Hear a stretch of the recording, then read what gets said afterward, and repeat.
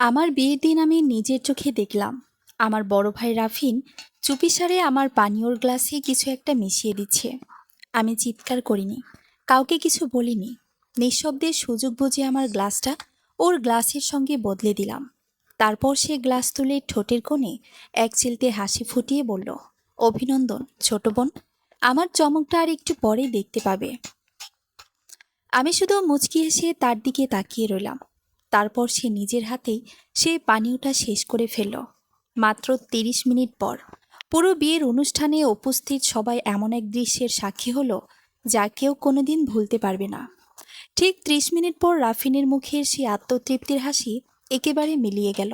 সে অভিজাত পাঁচতারা হোটেলের বিশাল বলরুমে সাজানো পানীয়ের টেবিলের পাশে দাঁড়িয়েছিল। এক হাত দিয়ে টেবিলের কিনারা শক্ত করে ধরে রেখেছে, আর তার মুখের রং মুহূর্তেই ফ্যাকাশে হয়ে যাচ্ছে। চারিদিকে তখনও ঝলমলে আলোকসজ্জা, সাদা গোলাপের মনোমুগ্ধকর সাজ, বেহালার সুর আর আর শত শত অতিথির আনন্দ উল্লাসে ভরে আছে পুরো হলরুম। কেউই বুঝতে পারেনি ঠিক সেই মুহূর্তে রাফিনের সাজানো মুখোশ ভেঙে পড়তে শুরু করেছে। কিন্তু আমি বুঝেছিলাম, কারণ বক্তৃতা চলার সময় থেকেই আমি তার প্রতিটি নড়াচড়া লক্ষ্য করছিলাম। রাফিন সবসময় ভাবত আমি খুব সহজ সরল, আমি কোনোদিন তাকে সন্দেহ করব না। পরিবারের শান্তি রক্ষার জন্য আমি সব অপমান চুপচাপ সহ্য করে যাব। বছরের পর বছর সে আমার নীরবতার সুযোগ নিয়েছে, তাই সেদিনও তার বিশ্বাস ছিল আমি কিছুই টের পাব না। সে খুব কৌশলে নিজের শরীর দিয়ে আমার দৃষ্টি আড়াল করল। তারপর শার্টের হাতার ভেতর লুকিয়ে রাখা ছোট্ট একটি ভাঁজ করা প্যাকেট বের করে তার ভেতরের গুঁড়ো আমার পানীয়র গ্লাসে ঢেলে দিল। এক মুহূর্তের জন্য আমার বুক কেঁপে উঠেছিল, কিন্তু পরক্ষণে ভয়ের জায়গায় ঠাঁই নিল দৃঢ়তা। ঠিক তখনই আমার স্বামী মিস্টার ইয়াসিন আমাকে একটি মজার কথা বললেন। আমি হেসে উঠলাম এবং ইচ্ছে করেই ভুল গ্লাসের দিকে হাত বাড়ালাম। রাফিন আমার হাতের দিকে তাকিয়েছিল, কিন্তু ঠিক সেই সময় ফকির রওশনারা তাকে ডেকে উঠলেন। সে এক মুহূর্তের জন্য মাথা ঘুরিয়ে তাকাতেই আমি নিঃশব্দে আমাদের দুজনের গ্লাস বদলে দিলাম। কেউ কিছুই বুঝতে পারল না। কিছুক্ষণ পরে টোস্ট দেওয়ার সময় রাফি নিজের হাতে সেই গ্লাস তুলে নিয়ে আত্মবিশ্বাসী হাসি দিয়ে বলল, অভিনন্দন ছোট বোন, আমার চমকটা আর একটু পরেই দেখতে পাবে। আমি তার চোখের দিকে তাকিয়ে শান্ত গলায় উত্তর দিলাম, আমিও সেই অপেক্ষাতেই আছি। সে এক নিঃশ্বাসে পুরো গ্লাস খালি করে ফেলল। এখন মাত্র ৩০ মিনিট পর তার কপাল ঘামে ভিজে গেছে। সে অস্থির হয়ে নিজেরটায় আলগা করল। তার স্ত্রী মেহেরিন উদ্বিগ্ন হয়ে কাছে এসে বলল, রাফিন, তোমার কি শরীর খারাপ লাগছে? রাফিন বিরক্ত হয়ে বলল, আমি ঠিক আছি, কিন্তু তার কণ্ঠস্বর স্পষ্ট কেঁপে উঠেছিল। কিছুক্ষণ পর আমার বাবা হারুন চৌধুরী এগিয়ে এলেন। তিনি নিচু গলায় বললেন, রাফিন, নিজেকে সামলাও, সবাই তোমার দিকে তাকিয়ে আছে। রাফিন জোর করে হাসার চেষ্টা করল, কিন্তু হাসির বদলে তার গলা দিয়ে অস্বাভাবিক শব্দ বেরিয়ে এলো। মুহূর্তের মধ্যেই পুরো হলরুম নিস্তব্ধ হয়ে গেল। ডান্স ফ্লোরের ওপর অপর প্রান্ত থেকে আমার মা সালমা চৌধুরী আমার দিকে এমনভাবে তাকালেন যেন এই ঘটনার জন্য আমিই দায়ী। ছোটবেলা থেকে এমনটাই হয়ে এসেছে, ভুল করতো রাফিন আর দোষী বানানো হতো আমাকে। হঠাৎ রাফিনের শরীর টলে উঠল। একজন ওয়েটার তাকে ধরে ফেলতে এগিয়ে এলে সে তাকে ধাক্কা দিয়ে সরিয়ে দিল। ধাক্কায় রূপার একটি ট্রে মেঝেতে পড়ে অসংখ্য কাচের গ্লাস ভেঙে চুরমার হয়ে গেল। পানিও ছিটকে পড়ল সাদা মার্বেলের মেঝে জুড়ে। বেহালার সুর থেমে গেল। ঠিক তখনই মিস্টার ইয়াসিন আমার হাত শক্ত করে ধরে ফিসফিসিয়ে বললেন, তিন্নি, কি হচ্ছে এসব? আমি ধীরে ধীরে রাফিনের দিকে তাকালাম। তারপর তার আসনের পাশে রাখা খালি গ্লাসটার দিকে চোখ ফেরালাম।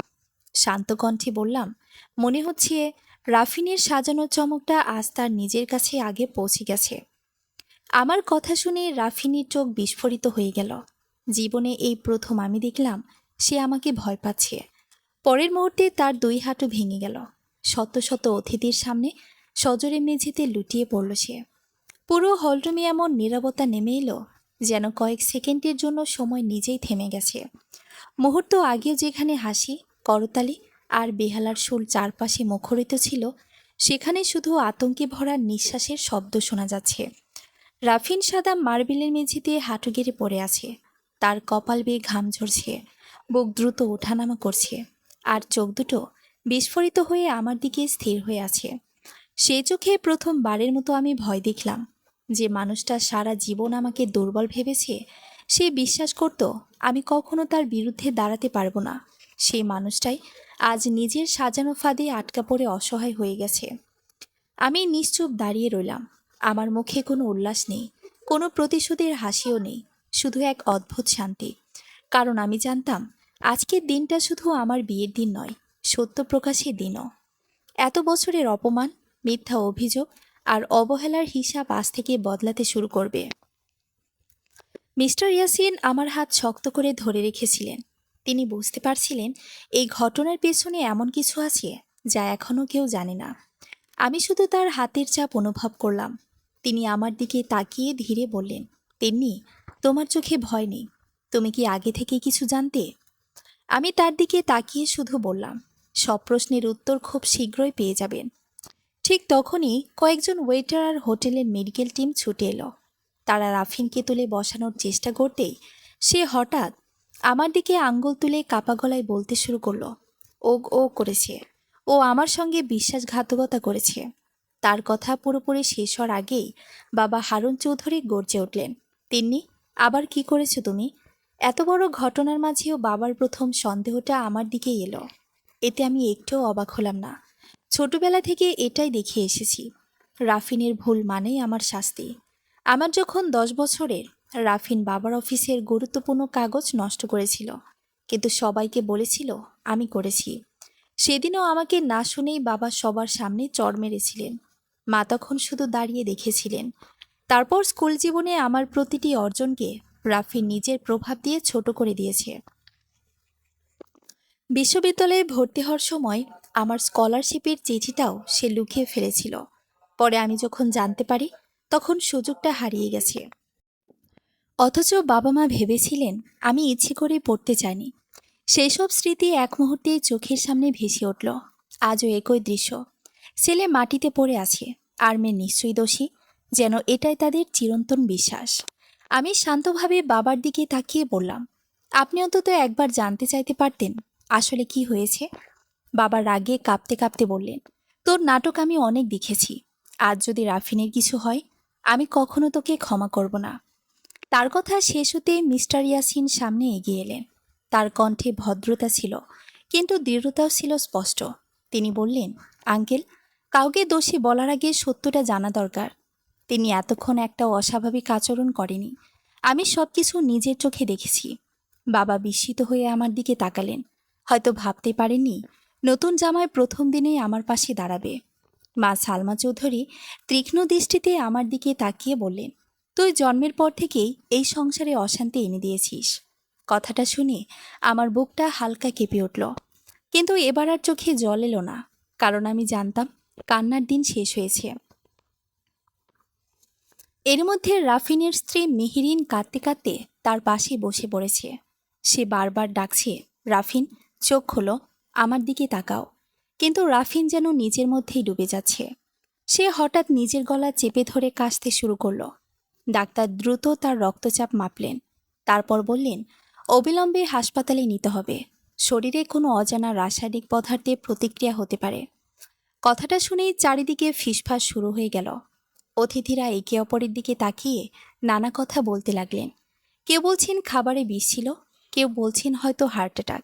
কিন্তু আমি জানতাম ঘটনাটা এর চেয়েও গভীর।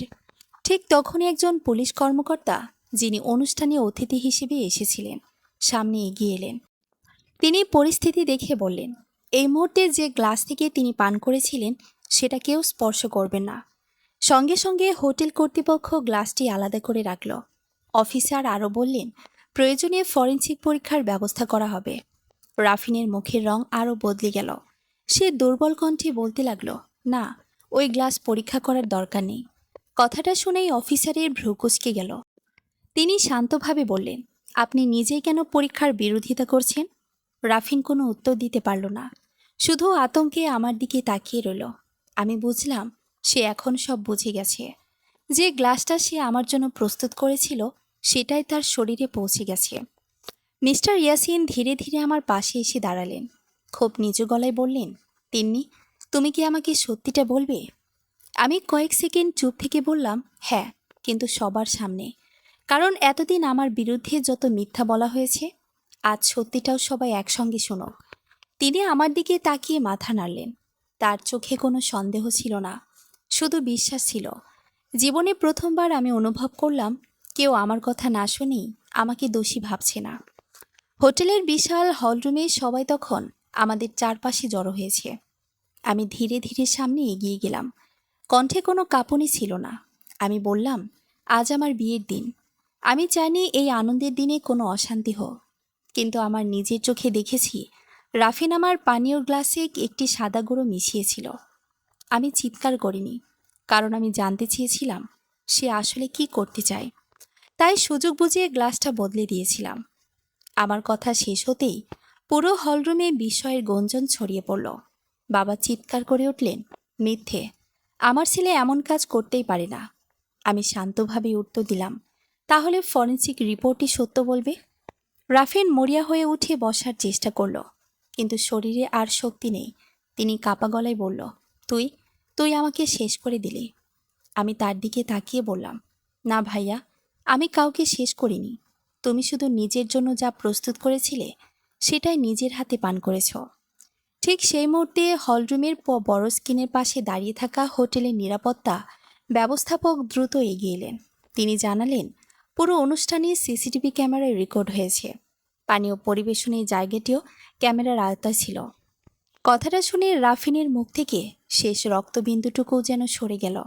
আর আমি বুঝলাম, বহু বছরের অন্ধকার ভেদ করে সত্যের দরজা ধীরে ধীরে খুলতে শুরু করেছে। সিসিটিভি ক্যামেরার কথা উচ্চারণ হওয়ার সঙ্গে সঙ্গেই যেন পুরো হলরুমের বাতাসের রং বদলে গেল। কিছুক্ষণ আগেও যারা রাফিনকে ঘিরে উৎকণ্ঠায় দাঁড়িয়েছিল, তাদের অনেকেই এবার এক পা করে পিছিয়ে যেতে লাগল।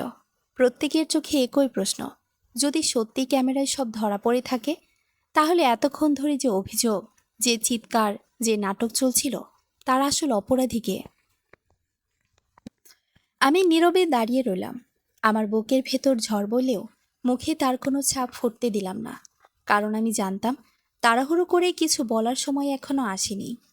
সত্যের সবচেয়ে বড় শক্তি হলো তাকে প্রমাণের জন্য চিৎকার করতে হয় না, সময় এলেই সে নিজেই নিজের পরিচয় দেয়।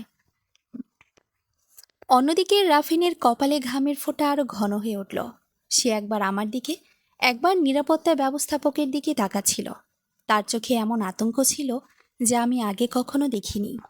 বহু বছর ধরে যে মানুষের অনুভূতি নিয়ে খেলেছে, মিথ্যাকে সত্য বানিয়েছে, আর আজ প্রথমবার সে বুঝতে পারছে নিজের সাজানো দাবার বোর্ডে সে নিজেই ফেঁসে গেছে। হোটেলের নিরাপত্তা ব্যবস্থাপক সম্মান দেখিয়ে বাবার দিকে তাকিয়ে বললেন, স্যার, ফুটেজ সংরক্ষণ করা হয়েছে। পুলিশ চাইলে এখনই তা দেখা সম্ভব। বাবা হারুন চৌধুরীর মুখ শক্ত হয়ে গেল। তিনি জীবনে বহু ব্যবসায়িক সংকট সামলেছেন, কিন্তু নিজের পরিবারের এমন পরিস্থিতির মুখোমুখি কখনো হননি। তিনি কিছুক্ষণ চুপ থেকে বললেন, ফুটেজ এখনই দেখা হবে। কথাটা বললেও তার কণ্ঠে আগের মতো দৃঢ়তা ছিল না। হয়তো অন্তরের কোথাও প্রথমবারের জন্য সন্দেহ জন্মাতে শুরু করেছে। মা সালমা চৌধুরী তবু হাল ছাড়লেন না। তিনি এগিয়ে এসে বললেন, ক্যামেরা সবসময় পরিষ্কার থাকে না, ভুলও হতে পারে। আমি মায়ের দিকে তাকিয়ে মৃদু হেসে ফেললাম। ছোটবেলা থেকে দেখেছি সত্যের চেয়ে তার কাছে রাফিনের সম্মান অনেক বেশি মূল্যবান। আজও তার ব্যতিক্রম হলো না। এদিকে পুলিশ কর্মকর্তা ইতিমধ্যে কয়েকজন কনস্টেবলকে ডেকে চারপাশ নিরাপদ করে ফেলেছেন। তিনি কাউকে গ্লাস, টেবিল বা পানীয় স্পর্শ করতে নিষেধ করলেন। একজন ফরেনসিক সদস্য গ্লাভস পরে সেই খালি গ্লাসটি প্রমাণ হিসেবে আলাদা প্যাকেটে ভরে রাখলেন। আমি লক্ষ্য করলাম রাফিন দুর্বল শরীর নিয়েও বারবার কিছু বলতে চাইছে, কিন্তু তার কণ্ঠে জোর নেই। তার স্ত্রী মেহেরিন কাঁদতে কাঁদতে বলল, আপনারা আগে ওকে হাসপাতালে নিয়ে যান, পরে যা করার করবেন। পুলিশ কর্মকর্তা শান্ত গলায় বললেন, অবশ্যই হাসপাতালে নেওয়া হবে, তবে প্রমাণ নষ্ট হওয়ার আগেই প্রাথমিক প্রক্রিয়া শেষ করতে হবে। মিস্টার ইয়াসিন ধীরে ধীরে আমার পাশে এসে দাঁড়ালেন। এতক্ষণ তিনি শুধু পরিস্থিতি পর্যবেক্ষণ করছিলেন। এবার নিচু স্বরে বললেন, আমি জানি না তোমার জীবনে আগে কি কি ঘটেছে, কিন্তু একটা কথা নিশ্চিতভাবে বলতে পারি, তুমি আজ যা করেছ সেটা আত্মরক্ষার জন্য করেছ। তোমার চোখে অপরাধীর ভয় নেই।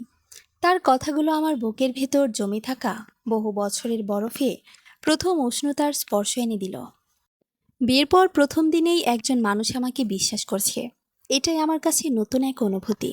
আমি ধীরে বললাম, আমি শুধু বাঁচতে চেয়েছি। ইয়াসিন আমার হাতের উপর হাত রেখে বললেন, আজ থেকে তোমাকে একা লড়তে হবে না। এই কথাগুলো বাবা শুনে ফেললেন। তিনি কিছুটা বিরক্ত হয়ে বললেন, ইয়াসিন, তুমি নতুন এসেছো, আমাদের পরিবারের ভেতরের ব্যাপার না জেনে মন্তব্য করো না। ইয়াসিন সম্মান বজায় রেখে উত্তর দিলেন, আঙ্কেল, পরিবারের ব্যাপার বলেই তো সত্যটা জানা আরও জরুরি। যদি তিন্নি দোষী হয়, আমি সবার আগে তার বিরুদ্ধে দাঁড়াবো, কিন্তু প্রমাণ ছাড়া কাউকে দোষী বলবো না। বাবা আর কোনো উত্তর দিলেন না। তার মুখের কঠোরতা আগের মতো থাকলেও চোখে অনিশ্চয়তা স্পষ্ট। কিছুক্ষণ পর নিরাপত্তা ব্যবস্থাপক একটি ল্যাপটপ নিয়ে ফিরে এলেন। সেটি একটি বড় মনিটরের সঙ্গে সংযুক্ত করা হলো। পুরো বলরুমে এমন নিরাপত্তা নেমে এলো যে দূরে কারো মোবাইলের ভাইব্রেশনের শব্দও শোনা যাচ্ছিল। ভিডিও চালু হলো। প্রথমেই দেখা গেল অতিথিরা হাসি মুখে একে অপরের সঙ্গে কথা বলছে। তারপর ক্যামেরার কোণে আমি আর ইয়াসিন দাঁড়িয়ে আছি। কয়েক সেকেন্ড পর রাফিন ফ্রেমে ঢুকলো। সে চারপাশে তাকিয়ে নিশ্চিত হলো কেউ দেখছে না। তারপর হাতার ভেতর থেকে ছোট্ট একটি প্যাকেট বের করলো। আমার গ্লাসের উপর ঝুঁকে সেটির ভেতরের গুঁড়ো ঢেলে দিল। ভিডিওতে এত পরিষ্কার ছিল যে তার হাতের প্রতিটি নড়াচড়াই দেখা যাচ্ছিল। পুরো হলরুমে একসঙ্গে বিস্ময়ের শব্দ উঠল। কেউ কেউ অবিশ্বাসে মুখ চেপে ধরলেন, কেউ আবার একে অপরের দিকে তাকিয়ে ফিসফিস করতে লাগলেন। এরপর ভিডিওতে দেখা গেল ফুপুর রওশনারা তাকে ডাকতে এসে পিছন ফিরল। আর ঠিক সেই মুহূর্তে আমি নিঃশব্দে গ্লাস দুটো বদলে দিলাম। তারপর টোস্টের সময় সে নিজেই সেই গ্লাস তুলে পান করল। ভিডিও শেষ হতে কয়েক মুহূর্ত কেউ একটি শব্দ উচ্চারণ করল না। নীরবতার ভেতর শুধু রাফিনের ভারী শ্বাসের শব্দ শোনা যাচ্ছিল। বাবা স্থির চোখে স্ক্রিনের দিকে তাকিয়েছিলেন, যেন তিনি বিশ্বাসই করতে পারছেন না এতদিন যাকে নির্দোষ ভেবেছেন সে নিজের বোনের বিরুদ্ধে এমন ষড়যন্ত্র করতে পারে। মা ধীরে ধীরে পিছিয়ে গিয়ে একটি চেয়ারে বসে পড়লেন। তার মুখের রং ফ্যাকাশে, কিন্তু তিনি এখনও বললেন না যে তিনি ভুল ছিলেন। পুলিশ কর্মকর্তা ধীরে ধীরে রাফিনের সামনে এসে দাঁড়ালেন। তিনি বললেন, এখনো কি বলবেন আপনি নির্দোষ? রাফিন কোনো উত্তর দিল না। তার চোখ নিচু হয়ে গেল। কয়েক সেকেন্ড পর সে ফিসফিস করে বলল, আমি আমি ওকে মারতে চাইনি। এই একটি বাক্যই পুরো হলরুমে উপস্থিত মানুষদের স্তব্ধ করে দিল, কারণ সে অস্বীকার না করে স্বীকার করার পথে হাঁটতে শুরু করেছে। আমি ধীরে ধীরে সামনে এগিয়ে গেলাম। বহু বছর ধরে বুকের মধ্যে জমে থাকা প্রশ্নগুলো যেন একে একে বেরিয়ে আসতে চাইছিল। আমি তার সামনে দাঁড়িয়ে শান্ত কণ্ঠে বললাম, তাহলে কি করতে চেয়েছিলে?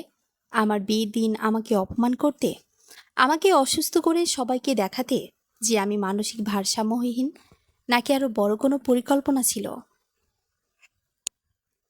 রাফিন ঠোঁট কামড়ে চোখ বন্ধ করে ফেলল। সে জানে আজ আর মিথ্যা বলার সুযোগ খুব কম। ঠিক তখনই হলরুমের পেছন থেকে একজন বৃদ্ধ কণ্ঠ ভেসে এলো। আমি যদি আর 5 মিনিট দেরি করতাম তাহলে হয়তো এই সত্য কেউ জানতেই পারত না। সবাই একসঙ্গে ঘুরে তাকালো। প্রবেশদ্বারের সামনে দাঁড়িয়ে আছেন পরিবারের বহু বছরের আইনজীবী ব্যারিস্টার আজিজুল করিম। তার হাতে একটি সিল করা বাদামি রঙের ফাইল, মুখে অদ্ভুত গম্ভীরতা। তিনি ধীরে ধীরে ভেতরে ঢুকে বললেন, মিস্টার হারুন চৌধুরী, আপনার প্রয়াত বড় ভাই মৃত্যুর আগে এই ফাইলটা আমার কাছে রেখে গিয়েছিলেন। তিনি বলেছিলেন, আপনার 2 সন্তানের মধ্যে যেদিন সম্পত্তি নিয়ে বিশ্বাসঘাতকতার প্রথম প্রমাণ প্রকাশ পাবে সেদিনই যেন আমি এই ফাইলগুলো দেই। বাবার মুখ মুহূর্তেই বিবর্ণ হয়ে গেল। ব্যারিস্টার আজিজুল করিমের শেষ কথাটি হলরুমের প্রতিটি মানুষের মনে যেন বজ্রপাতের মতো আঘাত করল। কয়েক মুহূর্ত আগেও যেখানে সবার আলোচনার কেন্দ্র ছিল রাফিনের রহস্যময় অসুস্থতা, সেখানে এখন সবার দৃষ্টি গিয়ে স্থির হলো তার হাতে ধরা বাদামি রঙের পুরনো ফাইলটার দিকে। ফাইলটি দেখতে সাধারণ হলেও তার ভেতরে লুকিয়ে থাকা সত্য যে আমাদের পুরো পরিবারের ভাগ্য বদলে দিতে পারে, সেটা ব্যারিস্টারের গম্ভীর মুখই বলে দিচ্ছিল। বাবা হারুন চৌধুরী ধীরে ধীরে তার দিকে এগিয়ে গেলেন। এত বছর ধরে আমি বাবাকে বহু কঠিন পরিস্থিতিতে দেখেছি। বড় বড় ব্যবসায়িক ক্ষতি, আদালতের মামলা, প্রতিদ্বন্দ্বী প্রতিষ্ঠানের ষড়যন্ত্র, কোনো কিছুই তাকে এতটা বিচলিত করতে পারেনি। কিন্তু আজ তার হাত কাঁপছিল, চোখে স্পষ্ট অনিশ্চয়তা। তিনি নিচু গলায় বললেন, আজিজুল সাহেব, আপনি কি বলছেন? আমার বড় ভাই এমন কোনো ফাইল রেখে গেছেন আর আমি কিছুই জানি না?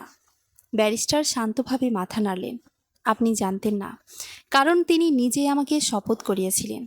তিনি বলেছিলেন এই ফাইল শুধু তখনই খোলা হবে যখন তিনি যেটা আশঙ্কা করেছিলেন সেটা সত্যি হয়ে যাবে। আজ আমি সেই শর্ত পূরণ হতে দেখলাম। পুরো হলরুমে উপস্থিত অতিথিরা নিঃশব্দে দাঁড়িয়ে রইলেন। কেউ আর অনুষ্ঠান নিয়ে ভাবছে না, কেউ খাওয়া দাওয়ার টেবিলের দিকে যাচ্ছে না। সবাই যেন বুঝে গেছে তারা এমন এক ঘটনার সাক্ষী হতে চলেছে যা কোনো নাটক বা সিনেমার কাহিনীকেও হার মানাবে। রাফিনকে চিকিৎসা কর্মীরা স্ট্রেচারে তুলে বসিয়েছে। সে এখনও পুরোপুরি অজ্ঞান হয়নি। আধখোলা চোখে একবার ব্যারিস্টারের দিকে আর একবার ফাইলের দিকে তাকাচ্ছে। তার মুখের ভেতর যে আতঙ্ক কাজ করছে সেটা আর লুকিয়ে রাখা সম্ভব নয়। আমি প্রথমবার লক্ষ্য করলাম সে যেন ফাইলটা খুলতে না দেওয়ার জন্য ভেতরে ভেতরে ছটফট করছে। ব্যারিস্টার ধীরে ধীরে ফাইলের সিল ভাঙলেন। পুরনো কাগজের গন্ধ চারপাশে ছড়িয়ে পড়ল। তিনি ভেতর থেকে কয়েকটি নথি, একটি হাতে লেখা চিঠি আর একটি ছোট পেন ড্রাইভ বের করলেন। সবাই নিঃশ্বাস আটকে তাকিয়ে আছে। তিনি প্রথমে চিঠিটি হাতে নিয়ে বললেন, এটি লিখেছেন মরহুম নাজমুল চৌধুরী, যিনি হারুন চৌধুরীর বড় ভাই এবং এই পরিবারের অন্যতম প্রতিষ্ঠাতা। বাবা যেন নিজের কানকে বিশ্বাস করতে পারছিলেন না, কারণ চাচা নাজমুল মারা গিয়েছিলেন প্রায় 12 বছর আগে। তার মৃত্যুর পর থেকেই পরিবারের ব্যবসার পুরো দায়িত্ব বাবার হাতে চলে আসে। ব্যারিস্টার চিঠি খুলে পড়া শুরু করলেন। সেখানে লেখা ছিল, যদি এই চিঠি পড়া হয় তাহলে বুঝতে হবে আমার সবচেয়ে বড় আশঙ্কা সত্যি হয়েছে। আমি বহুদিন ধরে লক্ষ্য করছি আমাদের পরিবারের ভেতরে সম্পদ আর ক্ষমতার জন্য এমন একটি বীজ বপন হয়েছে যা একদিন ভাই বোনকে একে অপরের শত্রু বানিয়ে দেবে। আমি প্রমাণ ছাড়া কাউকে অভিযুক্ত করতে চাই না, কিন্তু আমি যাদের আচরণ দেখেছি তাতে আমার ভয় হচ্ছে একদিন আমার ছোট ভাইয়ের সন্তানদের জীবনও নিরাপদ থাকবে না। চিঠির প্রতিটি লাইন পড়ার সঙ্গে সঙ্গে অতিথিদের মুখের অভিব্যক্তি বদলে যাচ্ছিল। মা সালমা চৌধুরী নিচের দিকে তাকিয়ে দাঁড়িয়ে আছেন। তার চোখে স্পষ্ট অস্বস্তি। বাবা নির্বাক হয়ে শুনছেন। আমি আর মনে মনে ভাবছিলাম, তাহলে কি এত বছর থেকেই আগে থেকেই কেউ সব বুঝে গিয়েছিলেন? চিঠির পরের অংশে লেখা ছিল, তিনি যদি কোনোদিন নিজেকে একা মনে করে তাহলে সে যেন জানে এই পরিবারের সব মানুষ তার বিরুদ্ধে নয়।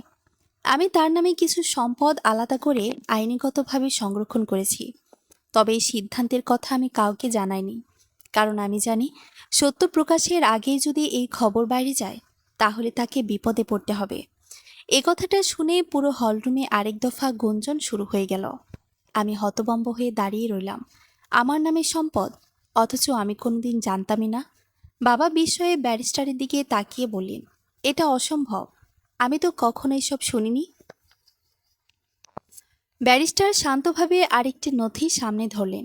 এগুলো সরকারি নিবন্ধিত দলিল। আপনার বড় ভাই মৃত্যুর 6 মাস আগে এগুলো সম্পূর্ণ করেছিলেন। এগুলো আদালতে নিবন্ধিত। রাফিন হঠাৎ দুর্বল গলায় বলে উঠল, মিথ্যে, সব মিথ্যে। কিন্তু তার কণ্ঠে আর আগের মতো জোর নেই। ব্যারিস্টার এবার পেনড্রাইভটি নিরাপত্তা ব্যবস্থাপকের ল্যাপটপে সংযুক্ত করলেন। কয়েক সেকেন্ড পর একটি পুরনো ভিডিও চালু হলো। স্ক্রিনে দেখা গেল নাজমুল চৌধুরী নিজেই ক্যামেরার সামনে বসে আছেন। তার মুখে ক্লান্তির ছাপ, কিন্তু কণ্ঠে দৃঢ়তা। তিনি বললেন, যদি তোমরা এই ভিডিও দেখো তাহলে বুঝবে আমি আর বেঁচে নেই। আমি এমন কিছু ঘটনা নিজের চোখে দেখেছি যা আমাকে বাধ্য করছে ভবিষ্যতের জন্য এই রেকর্ড রেখে যেতে। আমি দেখেছি রাফিন ছোটবেলা থেকেই তিন্নির প্রতি অকারণ বিদ্বেষ পোষণ করে। আমি বহুবার তাকে সতর্ক করেছি, কিন্তু সে শোনেনি। আরও ভয়ঙ্কর বিষয় হলো, কেউ একজন তাকে সবসময় উস্কে দিয়েছে। ভিডিওর এই জায়গায় পুরো হলরুম নিস্তব্ধ হয়ে গেল। নাজমুল চৌধুরী আবার বললেন, আমি এখনও সেই ব্যক্তির নাম প্রকাশ করছি না, কারণ আমার হাতে তখন যথেষ্ট প্রমাণ ছিল না। কিন্তু আমি নিশ্চিত একদিন সত্য নিজেই প্রকাশ পাবে। আমি অনুভব করলাম মায়ের মুখের রং ধীরে ধীরে বদলে যাচ্ছে। তার চোখে আতঙ্ক, যেন তিনি এমন কিছু শুনতে যাচ্ছেন যা তিনি কোনোদিন প্রকাশ হোক চাননি। ঠিক তখনই হলরুমের দরজা হঠাৎ খুলে গেল। একজন মধ্যবয়সী মানুষ দ্রুত ভেতরে ঢুকে হাঁপাতে হাঁপাতে বললেন, ব্যারিস্টার সাহেব, দেরি হয়ে গেছে। ওরা সব নথি নষ্ট করার চেষ্টা করেছিল, তবে আমি বাঁচিয়ে এনেছি। তার হাতে আরও একটি সিল করা খাম। আমি মানুষটিকে চিনতে পারলাম। তিনি আমাদের পুরনো হিসাব রক্ষক আব্দুল কাদের, যিনি 8 বছর আগে হঠাৎ চাকরি ছেড়ে নিখোঁজ হয়ে গিয়েছিলেন। তিনি সোজা বাবার সামনে এসে দাঁড়ালেন। তারপর কাপা গলায় বললেন, স্যার, আজ চুপ থাকলে আল্লাহ আমাকে ক্ষমা করবেন না। আপনার মেয়ের বিরুদ্ধে বছরের পর বছর যে ষড়যন্ত্র হয়েছে, তার প্রত্যেকটা আমি নিজের চোখে দেখেছি। পুরো হলরুমে আবার নিস্তব্ধতা নেমে এলো। আব্দুল কাদেরের কণ্ঠে এমন এক ধরনের অপরাধবোধ মিশেছিল, যা অভিনয় করে দেখানো সম্ভব নয়। তার কাঁপতে থাকা হাতের সিল করা খামটির দিকে সবাই স্থির দৃষ্টিতে তাকিয়ে রইল।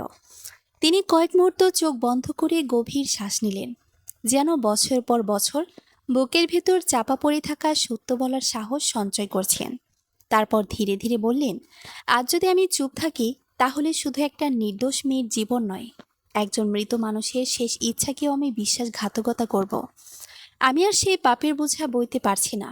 তার কথায় পুরো হলরুম আবার নিস্তব্ধ হয়ে গেল। কেউ আর নড়ছে না।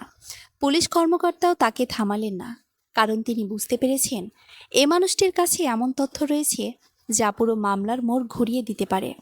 আব্দুল কাদের খাম খুলে ভেতর থেকে বেশ কয়েকটি ফটোকপি, কিছু ব্যাংক স্টেটমেন্ট এবং হাতে লেখা একটি ছোট ডায়েরি বের করলেন। তিনি প্রথম কাগজটি বাবার হাতে দিয়ে বললেন, স্যার, এগুলো আপনার কোম্পানির গত 8 বছরের হিসাব। অফিসিয়াল খাতায় যা দেখানো হয়েছে আর আসল হিসেবে যা ছিল, তার মধ্যে কোটি টাকার পার্থক্য রয়েছে। বাবা বিস্মিত হয়ে কাগজগুলো উল্টাতে লাগলেন। সংখ্যাগুলো দেখে তার মুখের রং বদলে গেল। তিনি ফিসফিস করে বললেন, এটা কিভাবে সম্ভব? আব্দুল কাদের দীর্ঘশ্বাস ফেলে উত্তর দিলেন, কারণ এই হিসাব আপনি কোনোদিন দেখেননি। আপনাকে শুধু সারসংক্ষেপ দেখানো হতো, আর আসল কাগজপত্র অন্য জায়গায় রাখা হতো। রাফিন স্ট্রেচারে শুয়ে থেকেও হঠাৎ চিৎকার করে উঠল, মিথ্যে বলছে, ওকে বিশ্বাস করবেন না। কিন্তু তার সেই চিৎকারে আগের মতো দাপট ছিল না, বরং আতঙ্কই বেশি ছিল। পুলিশ কর্মকর্তা তার দিকে তাকিয়ে শান্তভাবে বললেন, আপনি চুপ থাকুন, আপনার কথা বলার সুযোগ পরে দেওয়া হবে। আব্দুল কাদের এবার ডায়েরিটি খুললেন। এটা আমার ব্যক্তিগত নোট। যখনই কোনো অনিয়ম দেখতাম, গোপনে লিখে রাখতাম, কারণ আমি জানতাম একদিন হয়তো এগুলোই সত্যের সাক্ষী হবে। তিনি একটি পৃষ্ঠা খুলে পড়তে শুরু করলেন। সেখানে তারিখ লেখা ছিল 7 বছর আগের। তিনি পড়লেন, আজ রাফিন সাহেব নির্দেশ দিলেন তিন্নি ম্যাডামের নামে থাকা শিক্ষা তহবিল বন্ধ করে সেই টাকা অন্য একটা অ্যাকাউন্টে স্থানান্তর করতে। কারণ তিনি বলেছেন, মেয়েদের এত পড়াশোনা করে কোনো লাভ নেই। আমার বুকের ভেতরটা কেঁপে উঠল। বিশ্ববিদ্যালয়ে স্কলারশিপ হারানোর পর কেন হঠাৎ সব আর্থিক সহায়তা বন্ধ হয়ে গিয়েছিল, আজ তার উত্তর সামনে দাঁড়িয়ে আছে। আব্দুল কাদের আরেকটি পৃষ্ঠা খুললেন। সেখানে লেখা ছিল, আজ অফিসে শুনলাম তিন্নি ম্যাডামের বিরুদ্ধে মিথ্যা অভিযোগ তৈরির পরিকল্পনা চলছে, যেন স্যার তাকে ব্যবসা থেকে দূরে সরিয়ে দেন। আমি বাবার দিকে তাকালাম। তিনি মাথা নিচু করে দাঁড়িয়ে আছেন, তার চোখে গভীর অনুশোচনা স্পষ্ট। ঠিক তখনই ব্যারিস্টার আজিজুল করিম ধীরে ধীরে বললেন, এগুলো শুধু আর্থিক জালিয়াতির প্রমাণ নয়, এগুলো পরিকল্পিত পারিবারিক ষড়যন্ত্রের প্রমাণও। হঠাৎ পুলিশ কর্মকর্তার ফোন বেজে উঠল। তিনি কয়েক মুহূর্ত কথা বলে মুখ তুলে বললেন, ফরেনসিক ল্যাব থেকে প্রাথমিক রিপোর্ট এসেছে। পুরো হলরুম আবার নিস্তব্ধ। তিনি কাগজের দিকে তাকিয়ে পড়লেন।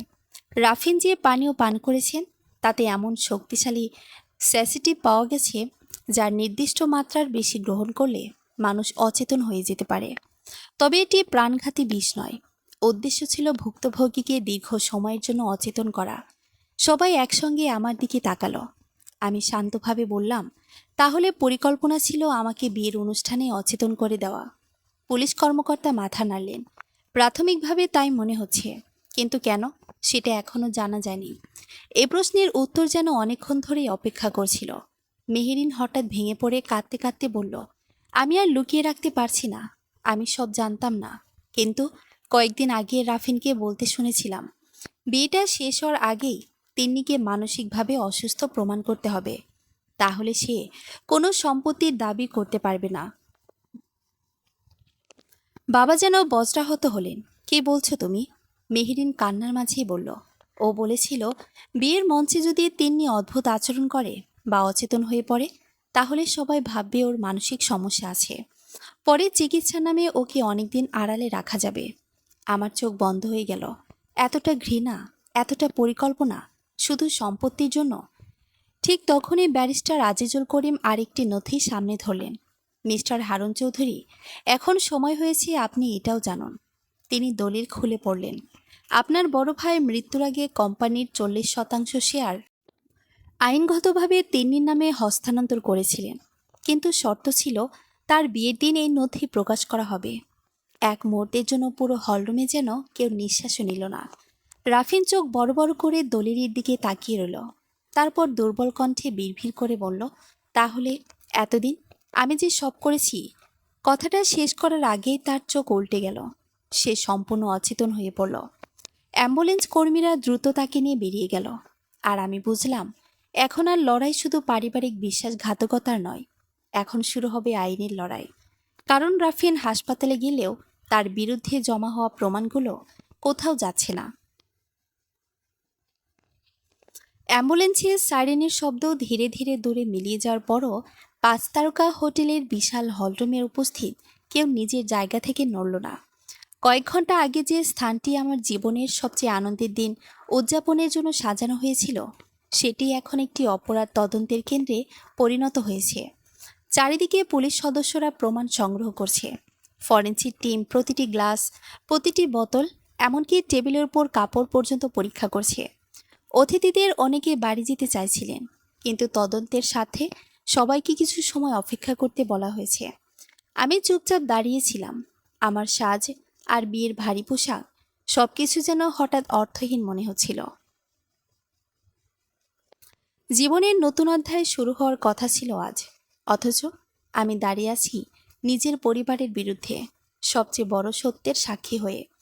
বাবা হারুন চৌধুরী ধীরে ধীরে আমার সামনে এসে দাঁড়ালেন। এত বছর পরে প্রথমবার আমি তার চোখে অহংকার নয়, ভাঙনের ছাপ দেখলাম। তিনি কয়েকবার কথা বলতে গিয়েও থেমে গেলেন। তারপর নিচু গলায় বললেন, তিন্নি, আমি যদি তোমার কাছে একটা প্রশ্ন করি, তুমি কি উত্তর দেবে? আমি শান্তভাবে মাথা নাড়লাম। তিনি বললেন, এত কিছু সহ্য করার পরও তুমি কখনো আমাকে কিছু বলনি কেন? প্রশ্নটা শুনে আমি কয়েক সেকেন্ড চুপ রইলাম। তারপর মৃদু হেসে বললাম, বলেছিলাম বাবা, অনেকবার বলেছিলাম, কিন্তু আপনি কোনোদিন আমার কথা বিশ্বাস করেননি। তাই একসময় বলা বন্ধ করে দিয়েছিলাম। কথাটা শুনে বাবা মাথা নিচু করলেন। তার ঠোঁট কাঁপছিল। তিনি বুঝতে পারছিলেন আমার এই উত্তরই তার জীবনের সবচেয়ে বড় ব্যর্থতার স্বীকারোক্তি। মা সালমা চৌধুরী একটু দূরে দাঁড়িয়েছিলেন। এতক্ষণ তিনি একটা কথা বলেননি। আমি তার দিকে তাকাতেই তিনি দৃষ্টি সরিয়ে নিলেন। ছোটবেলা থেকে আমি মায়ের ভালোবাসা পাওয়ার জন্য কত চেষ্টা করেছি, তার হিসাব নেই। পরীক্ষায় প্রথম হলে ভাবতাম মা হয়তো আমাকে জড়িয়ে ধরবেন, অসুস্থ হলে ভাবতাম মাথায় হাত রাখবেন, কিন্তু প্রতিবারই রাফিনকে ঘিরেই তার পৃথিবী সীমাবদ্ধ ছিল। আজও তিনি আমার কাছে এগিয়ে এলেন না, তবে তার চোখে প্রথমবারের মতো অস্বস্তি আর অনুশোচনার ছাপ স্পষ্ট ছিল। এদিকে পুলিশ কর্মকর্তা আমার কাছে এসে বললেন, মিসেস তিন্নি ইয়াসিন, আপনাকে আগামীকাল আনুষ্ঠানিক জবানবন্দি দিতে হবে। আপনার মন্তব্য এই মামলার অন্যতম গুরুত্বপূর্ণ অংশ হবে। আমি মাথা নেড়ে সম্মতি দিলাম। মিস্টার ইয়াসিন সঙ্গে সঙ্গে বললেন, আমি ওর সঙ্গে থাকব। কর্মকর্তা হাসলেন, অবশ্যই, তবে আরেকটি বিষয় আছে। তিনি একটি সিল করা খাম আমার হাতে দিলেন। এটি ফরেনসিক টিমের প্রাথমিক সংযুক্ত প্রতিবেদন। সেখানে উল্লেখ আছে পানীয়ে যে ওষুধটি মেশানো হয়েছিল সেটি সাধারণ মানুষের পক্ষে সংগ্রহ করা সহজ নয়। লাইসেন্স ছাড়া এটি বিক্রি হয় না। ব্যারিস্টার আজিজুল করিম সঙ্গে সঙ্গে বললেন, তার মানে কেউ এটি পরিকল্পনা করে সংগ্রহ করেছে। ঠিক তখনই এক পুলিশ সদস্য দ্রুত ভেতরে ঢুকে কর্মকর্তার কানে কিছু বললেন। কর্মকর্তার মুখের অভিব্যক্তি মুহূর্তেই বদলে গেল। তিনি সবার দিকে তাকিয়ে বললেন, হাসপাতাল থেকে খবর এসেছে রাফিনের জ্ঞান ফিরেছে, আর জ্ঞান ফিরতেই সে একজনের নাম বারবার বলছে। সবাই নিঃশ্বাস আটকে রইল। কোন নাম? বাবা কাপা গলায় জিজ্ঞেস করলেন। কর্মকর্তা ধীরে উত্তর দিলেন, সে বারবার বলছে, আমি একা নই, আমি একা নই। কিন্তু কার কথা বলতে চাইছে সেটা স্পষ্ট নয়। এ কথাটা শুনেই আব্দুল কাদের হঠাৎ চমকে উঠলেন। তিনি নিজের কপালে হাত দিয়ে বললেন, তাহলে ও এখনো ভয় পাচ্ছে, মানে সেই মানুষটা এখনো বাইরে আছে। আমি তার দিকে তাকিয়ে বললাম, আপনি কাকে বোঝাচ্ছেন? তিনি চারদিকে একবার তাকিয়ে খুব নিচু গলায় বললেন, যার কথা আমি এত বছর কাউকে বলিনি। ব্যারিস্টার তাকে থামিয়ে দিলেন না, বরং বললেন, এখন আর কিছু লুকানোর সময় নয়। আব্দুল কাদের দীর্ঘশ্বাস ফেলে বলতে শুরু করলেন, প্রায় 9 বছর আগে এক রাতে অফিসে কাজ করছিলাম। তখন রাফিন খুব অল্প বয়সী। আমি দেখলাম সে একা নয়, একজন লোকের সঙ্গে বসে কোম্পানির ভবিষ্যৎ নিয়ে কথা বলছে। লোকটা বলছিল, তোমার বোন বেঁচে থাকলে একদিন সবকিছুর ভাগ পাবে, তাকে কখনোই শক্ত হতে দেবে না। তখন আমি ভেবেছিলাম হয়তো ব্যবসার সাধারণ আলোচনা, কিন্তু পরে বুঝলাম বিষয়টা অনেক গভীর ছিল। বাবা বিস্মিত হয়ে বললেন, লোকটা কে ছিল? আব্দুল কাদের চোখ বন্ধ করলেন। আমি তার মুখ পুরোপুরি দেখিনি, তবে তার ডান হাতে একটা বিরল নকশার রূপার আংটি ছিল, আর তার কণ্ঠস্বর আমি কোনোদিন ভুলিনি। ঠিক সেই সময় হলরুমের এক কোণ থেকে একজন অতিথি হঠাৎ বলে উঠলেন, এই আংটিটা? আমি তো আজকে এমন একটা আংটি দেখেছি। সবাই তার দিকে তাকালো। তিনি বললেন, অনুষ্ঠান শুরু হওয়ার আগে একজন ভদ্রলোক রাফিনের সঙ্গে আলাদা করে কথা বলছিলেন। তার হাতেও ঠিক এমন আংটি ছিল। পুলিশ কর্মকর্তার সঙ্গে সঙ্গে জিজ্ঞেস করলেন, আপনি তাকে চিনতে পারবেন? লোকটি দৃঢ়ভাবে বললেন, হ্যাঁ, সামনে পেলে অবশ্যই চিনব। কর্মকর্তার সময় নষ্ট করলেন না। তিনি নিরাপত্তা ব্যবস্থাপককে নির্দেশ দিলেন, আজকের পুরো প্রবেশপথের সিসিটিভি ফুটেজ সংগ্রহ করুন। অনুষ্ঠানে কারা এসেছিল একজনও বাদ যাবে না। নিরাপত্তা ব্যবস্থাপক দ্রুত চলে গেলেন। আমি অনুভব করলাম তদন্তের দিকটা সম্পূর্ণ বদলে যাচ্ছে। এতক্ষণ সবাই ভাবছিল রাফিনী একমাত্র ষড়যন্ত্রকারী, কিন্তু এখন পরিষ্কার সে হয়তো কারো হাতে পরিচালিত হয়েছে। মিস্টার ইয়াসিন আমার দিকে তাকিয়ে ধীরে বললেন, তোমার লড়াই এখনো শেষ হয়নি। আমি দৃঢ়কণ্ঠে উত্তর দিলাম, এবার আমি শেষ না দেখে থামব না। ঠিক তখনই নিরাপত্তা ব্যবস্থাপক দৌড়ে ফিরে এলেন। তার হাতে একটি ট্যাবলেট। তিনি হাঁপাতে হাঁপাতে বললেন, স্যার, ফুটেজে সেই লোককে পাওয়া গেছে। কিন্তু তিনি বাকিটা বলতে গিয়ে থেমে গেলেন। বাবা রাগী গলায় বললেন, কিন্তু কি? নিরাপত্তা ব্যবস্থাপক কাপা হাতে স্ক্রিনটি সবার সামনে ধরলেন। ভিডিওতে স্পষ্ট দেখা যাচ্ছে রাফিন একজন মানুষের সঙ্গে করমর্দন করছে। লোকটির মুখ ক্যামেরায় একদম পরিষ্কার। মুহূর্তের মধ্যে বাবা, মা, ব্যারিস্টার, আব্দুল কাদের সবার মুখ ফ্যাকাশে হয়ে গেল। কারণ সে মানুষটি কোনো অপরিচিত ব্যক্তি নয়, তিনি আমাদের পরিবারেরই একজন। ভিডিওতে থামতেই পুরো হলরুমে এমন নীরবতা নেমে এলো যেন উপস্থিত সবাই একসঙ্গে নিঃশ্বাস নিতে ভুলে গেছে। নিরাপত্তা ব্যবস্থাপকের হাতে ধরা ট্যাবলেটটি ধীরে ধীরে কাঁপছিল, কিন্তু তার চেয়েও বেশি কাঁপছিল মানুষের বিশ্বাস। কারণ পর্দায় যে মানুষটির মুখ স্পষ্ট দেখা যাচ্ছে, তিনি বাইরের কেউ নন। তিনি আমার বাবার চাচাতো ভাই, ব্যবসায়িক অংশীদার এবং বহু বছর ধরে আমাদের পরিবারের সবচেয়ে বিশ্বস্ত মানুষ হিসেবে পরিচিত কামরুল চৌধুরী। ছোটবেলা থেকে তিনি আমাকে নিজের মেয়ের মতো আদর করার ভান করতেন। ঈদের দিনে উপহার দিতেন, জন্মদিনে কেক নিয়ে আসতেন, আর সবার সামনে বলতেন তিনি আমাদের পরিবারের গর্ব। অথচ সেই মানুষটি গোপনে রাফিনের সঙ্গে বিয়ের দিন দেখা করতে এসেছিলেন। ভিডিওতে শুধু কর্মর্দন নয়, কয়েক সেকেন্ডের কথোপকথনে দেখা যাচ্ছিল। যদিও শব্দ ছিল না, কিন্তু ঠোঁটের নড়াচড়া আর রাফিনের উদ্বিগ্ন মুখ দেখেই বোঝা যাচ্ছিল বিষয়টি সাধারণ কোনো শুভেচ্ছা বিনিময় ছিল না। বাবা হারুন চৌধুরী অবিশ্বাসের দৃষ্টিতে স্ক্রিনের দিকে তাকিয়ে রইলেন। তার ঠোঁট শুকিয়ে গেছে। তিনি ধীরে ধীরে বললেন, এটা এটা অসম্ভব। কামরুল আমার সঙ্গে 30 বছর ধরে ব্যবসা করছে, সে এমন কিছু করতে পারে না। ব্যারিস্টার আজিজুল করিম শান্তভাবে উত্তর দিলেন, মানুষকে সবচেয়ে ভালো চেনা যায় তখনই, যখন ক্ষমতার সম্পদের প্রশ্ন আসে। কথাটা বাবার বুকে যেন তীরের মতো বিঁধল। তিনি আর কিছু বললেন না। পুলিশ কর্মকর্তার সঙ্গে সঙ্গে নির্দেশ দিলেন, মিস্টার কামরুল চৌধুরীকে এখনই খুঁজে বের করুন। হোটেলের সব প্রবেশ ও বের হওয়ার পথ পরীক্ষা করুন। কয়েকজন অফিসার দ্রুত বেরিয়ে গেলেন, কিন্তু মাত্র 5 মিনিট পর তারা ফিরে এসে জানালেন কামরুল অনুষ্ঠান শেষ হওয়ার আগে নিঃশব্দে চলে গেছেন। নিজের গাড়িও ব্যবহার করেননি, অন্য একটি গাড়িতে করে বেরিয়ে গেছেন। কর্মকর্তার মুখ গম্ভীর হয়ে উঠল। এর মানে তিনি বুঝতে পেরেছিলেন বিষয়টি প্রকাশ পেতে পারে।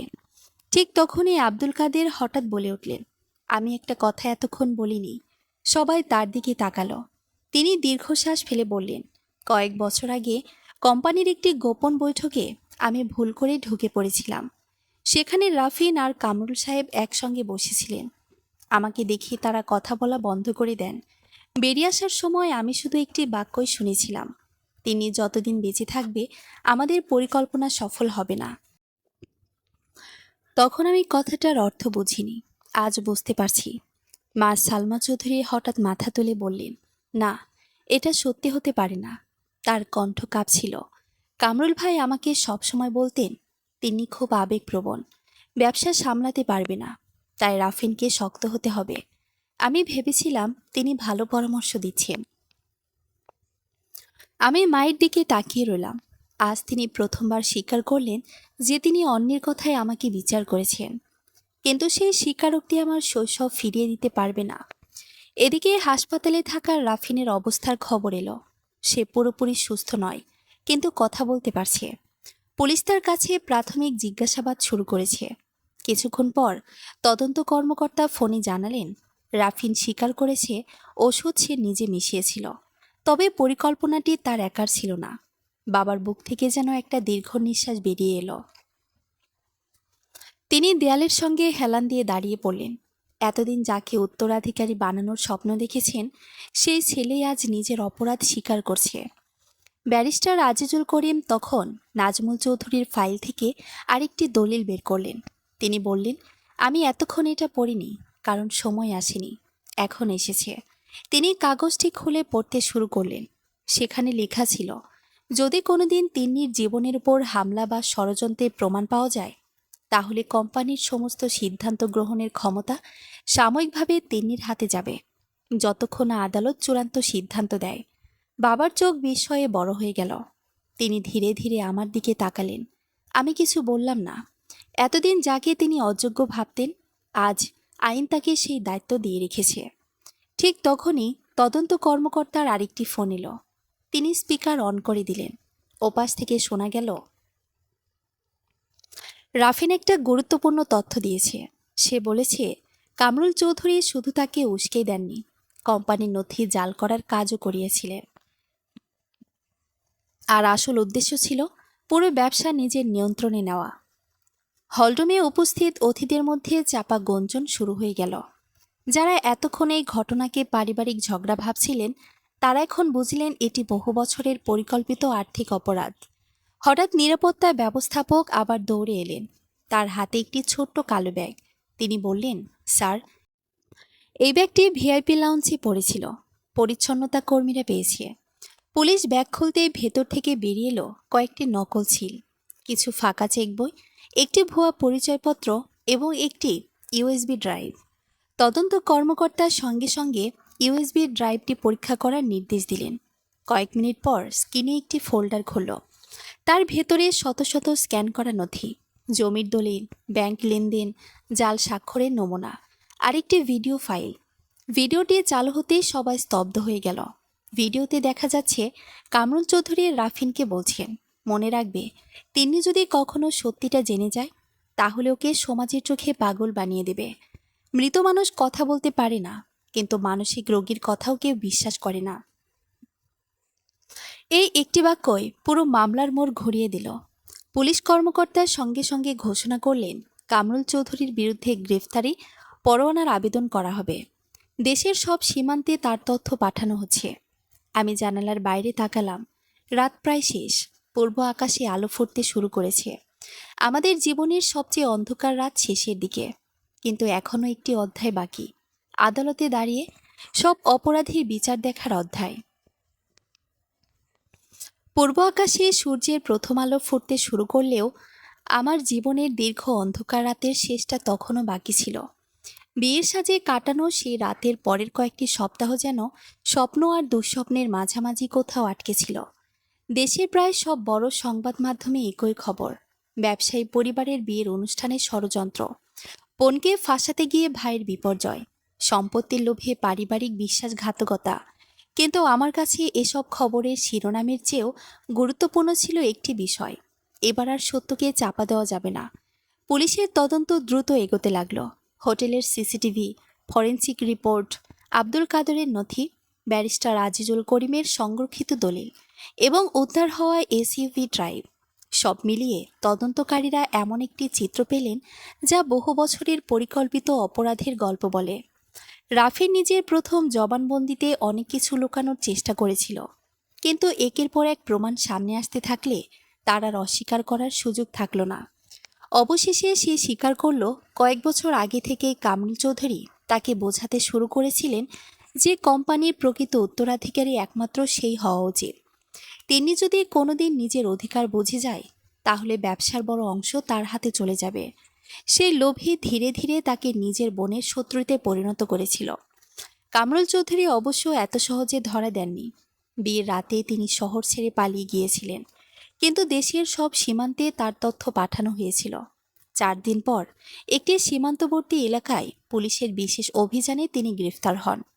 তার কাছ থেকে আরও গুরুত্বপূর্ণ নথি উদ্ধার হয়। সেখানে প্রমাণ মেলে কোম্পানির অর্থ বছরের পর বছর ভুয়া প্রতিষ্ঠানের নামে সরিয়ে নেওয়া হয়েছে। এমনকি কয়েকটি জমির দলিলও জাল করে নিজের নিয়ন্ত্রণে নেওয়ার চেষ্টা করা হয়েছিল। তদন্তকারীরা নিশ্চিত হন রাফিন ছিল কামরুলের হাতের একটি গুটি। পরিকল্পনার মূল নকশা তৈরি করেছিল কামরুল নিজেই। 2 মাস পর আদালতে মামলার বিচার শুরু হলো। সেদিন আদালতের বারান্দায় দাঁড়িয়ে আমার মনে হচ্ছিল জীবনের সবচেয়ে কঠিন পরীক্ষার সামনে দাঁড়িয়ে আছি। আমার পাশে মিস্টার ইয়াসিন শক্ত করে হাত ধরেছিলেন। তিনি শুধু বললেন, আজ কোনো ভয় পেও না, আজ সত্য তোমার সঙ্গে আছে। আমি তার দিকে তাকিয়ে মৃদু হাসলাম। এই মানুষটা যদি আমার পাশে না থাকতেন, হয়তো এতদূর আসাই সম্ভব হতো না। আদালতে একে একে সাক্ষ্য দিতে শুরু করলেন ফরেনসিক বিশেষজ্ঞ, তদন্ত কর্মকর্তা আব্দুল কাদের এবং ব্যারিস্টার আজিজুল করিম। প্রত্যেকের বক্তব্য একে অপরের সঙ্গে মিলে যাচ্ছিল। এরপর আদালতে সেই সিসিটিভি ফুটেজ চালানো হলো, যেখানে স্পষ্ট দেখা যায় রাফিন আমার গ্লাসে গুঁড়ো মিশিয়ে দিচ্ছে এবং পরে নিজে সেই গ্লাস পান করছে। ভিডিও শেষ হতে আদালত কক্ষে উপস্থিত সবাই নিস্তব্ধ হয়ে গেল। বিচারক এবার রাফিনকে জিজ্ঞেস করলেন, আপনি কি নিজের অপরাধ স্বীকার করছেন? অনেকক্ষণ মাথা নিচু করে থাকার পর রাফিন ধীরে ধীরে উঠে দাঁড়ালো। তার আগের সেই অহংকার আর নেই। ভাঙা কণ্ঠে সে বলল, জি, আমি দোষী। কিন্তু আমি একা ছিলাম না। আমি লোভে অন্ধ হয়ে গিয়েছিলাম। আমি ভেবেছিলাম সম্পত্তি আর ক্ষমতাই সবকিছু। আজ বুঝতে পারছি আমি নিজের পরিবারকেই ধ্বংস করেছি। এরপর কামরুল চৌধুরীকে দাঁড় করানো হলো। তিনি শেষ মুহূর্ত পর্যন্ত সব অভিযোগ অস্বীকার করার চেষ্টা করলেন, কিন্তু ইউএসবি ড্রাইভের ভিডিও, ব্যাংক লেনদেন, জাল নথি এবং সাক্ষীদের বক্তব্য তার সব মিথ্যা ভেঙে দিল। অবশেষে আদালত তাকে পরিকল্পিত ষড়যন্ত্র, জালিয়াতি এবং অপরাধে প্ররোচনার জন্য দোষী সাব্যস্ত করলেন। সবচেয়ে কঠিন মুহূর্তটি এলো তখন, যখন বিচারক বাবাকে সাক্ষ্য দেওয়ার জন্য ডাকলেন। বাবা ধীরে ধীরে কাঠগড়ায় দাঁড়িয়ে বললেন, আমি আমার মেয়ের প্রতি অন্যায় করেছি। আমি কোনোদিন তার কথা শুনিনি। আমি ছেলেকে বিশ্বাস করতে গিয়ে একজন নির্দোষ মানুষকে বছরের পর বছর কষ্ট দিয়েছি। আজ আদালতের সামনে আমি শুধু একজন বাবা হিসেবে ক্ষমা চাইতে এসেছি। বাবার কথা শুনে আমার চোখ ভিজে উঠল। ছোটবেলা থেকে এই একটি বাক্য শোনার জন্য কত অপেক্ষা করেছি, তার হিসাব নেই। মা সালমা চৌধুরীও সাক্ষ্য দিলেন। কান্নাজড়িত কণ্ঠে তিনি বললেন, আমি অন্যের কথায় নিজের মেয়েকে বিচার করেছি। আমি তাকে ভালোবাসতাম, কিন্তু সেই ভালোবাসা কখনো প্রকাশ করিনি। আজ আমি বুঝেছি নীরবতাও অনেক সময় অন্যায়ের অংশ হয়ে যায়। বিচারক সব সাক্ষ্য প্রমাণ পর্যালোচনা করে রায় ঘোষণা করলেন। রাফিনকে পরিকল্পিত অপরাধ, বিষাক্ত ঔষধ প্রয়োগের চেষ্টা এবং প্রতারণার দায়ে কারাদণ্ড দেওয়া হলো। কামরুল চৌধুরীকে জালিয়াতি, ষড়যন্ত্র এবং আর্থিক অপরাধের জন্য আরও কঠোর শাস্তি দেওয়া হলো। পাশাপাশি আদালত নির্দেশ দিলেন, নাজমুল চৌধুরীর আইনগত দলিল অনুযায়ী কোম্পানির শেয়ার এবং সম্পদের ওপর আমার বৈধ অধিকার অবিলম্বে কার্যকর করতে হবে। রায় ঘোষণার পর আদালত কক্ষ ধীরে ধীরে ফাঁকা হয়ে গেল। আমি বাইরে বেরিয়ে আসতেই বাবা আমার সামনে এসে দাঁড়ালেন। তিনি কাঁপা হাতে আমার মাথায় হাত রেখে বললেন, মা, যদি পারো আমাকে ক্ষমা করে দিও। আমি কিছুক্ষণ তার দিকে তাকিয়ে রইলাম। তারপর ধীরে বললাম, আমি অতীত ভুলতে পারবো না, কিন্তু ঘৃণা নিয়ে বাঁচতেও চায় না। ক্ষমা করছি বাবা, তবে সেই ক্ষমা বিশ্বাস ফিরিয়ে দেয় না। বিশ্বাস আবার অর্জন করতে হয়। বাবার চোখ বেয়ে অশ্রু গড়িয়ে পড়ল। কয়েক মাস পর কোম্পানির দায়িত্ব আমি আনুষ্ঠানিকভাবে গ্রহণ করলাম। প্রথম সিদ্ধান্ত ছিল বহু বছর ধরে কর্মরত সৎ কর্মচারীদের সম্মান ফিরিয়ে দেওয়া। আব্দুল কাদেরকে আবার প্রধান আর্থিক উপদেষ্টা হিসেবে নিয়োগ দিলাম। ব্যারিস্টার আজিজুল করিমকে ধন্যবাদ জানালাম, কারণ তিনি একটি মৃত মানুষের শেষ ইচ্ছাকে সম্মান করেছিলেন। বাড়ির পরিবেশও বদলে গেল। মা ধীরে ধীরে আমার কাছে আসার চেষ্টা করলেন। আমরা আগের মতো হয়ে উঠতে পারিনি, কিন্তু অন্তত মিথ্যার দেয়ালটা ভেঙে গিয়েছিল। এক সন্ধ্যায় বারান্দায় দাঁড়িয়ে সূর্যাস্ত দেখছিলাম। মিস্টার ইয়াসিন এসে আমার পাশে দাঁড়ালেন। তিনি হেসে বললেন, তোমার বিয়ের দিনটা যেমন হওয়ার কথা ছিল তেমন হয়নি। আমি মৃদু হেসে উত্তর দিলাম, হয়তো হয়নি, কিন্তু সেই দিনই আমি আমার জীবনের সবচেয়ে বড় স্বাধীনতা পেয়েছি। তিনি আমার হাত ধরে বললেন, প্রতিশোধ মানুষকে শান্তি দেয় না, কিন্তু ন্যায় বিচার দেয়। আমি আকাশের দিকে তাকালাম। মনে হলো বহু বছর ধরে বুকের ভেতর জমে থাকা ভার যেন আজ সত্যি হালকা হয়ে গেছে। সেদিন আমি একটি বিষয় খুব ভালোভাবে শিখেছিলাম। পরিবারের নামে অন্যায়কে মেনে নেওয়া ভালোবাসা নয়, আর নীরবতা সবসময় মহত্বের পরিচয় নয়। কখনো কখনো সত্যের পাশে দাঁড়ানোই নিজের এবং প্রিয় মানুষদের জন্য সবচেয়ে বড় সাহস। সমাপ্ত।